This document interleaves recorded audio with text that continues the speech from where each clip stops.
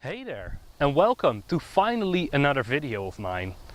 Today I'm going to tell you about a bunch of insects that use similar methods of laying eggs and taking care of their children.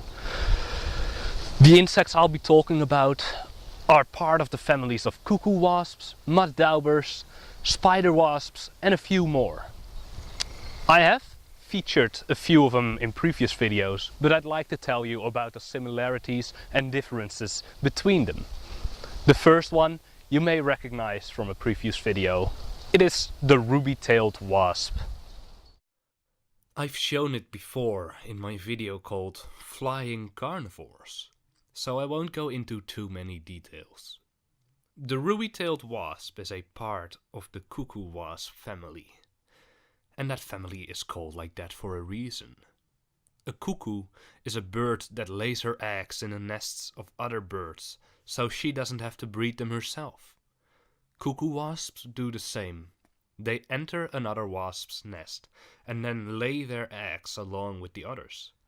Once the eggs of the cuckoo wasp come out, the larvae eat the eggs of the host.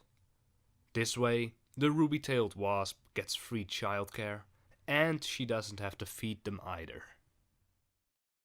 In Spain, I filmed this mud dauber or mud wasp as they are also called. These wasps make several cells out of mud. Then they capture spiders, paralyze them, and then put them in these cells. There she puts an egg with every spider. They often cover all the cells together with more mud, which you can see here. After a while, the eggs hatch, and the larvae eat the spiders before transforming into a wasp and leaving the cells. In our garden, we have a lot of these wasps. I couldn't find an English name for them, but in Dutch we call them digging wasps. I hope it's clear why. These wasps are very good at remembering which hole is theirs. They keep an eye on any change around their nest. My camera, for example. Whenever I put it by a hole, the wasps would first fly around the camera for a while before entering their nests. They were rather shy as well and would go back inside their nest as soon as they saw me.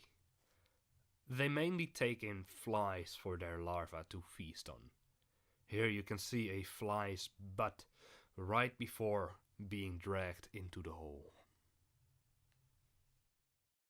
Now there aren't a lot of insects that would like to take on spiders, but spider wasps surely do.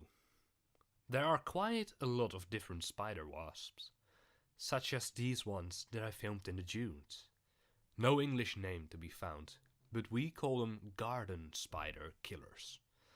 That's because they mainly take on garden spiders. A lot of spider wasps seem to have a preference for a certain species of spiders.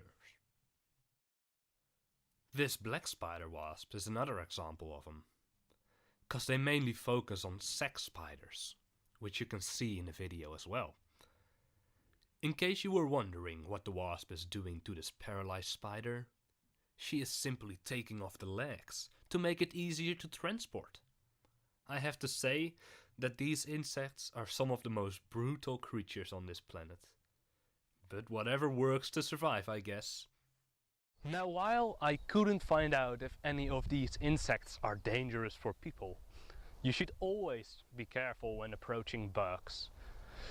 Don't just try to grab them if you don't know if they can sting or not. Some spider wasps, for example, can cause a lot of pain.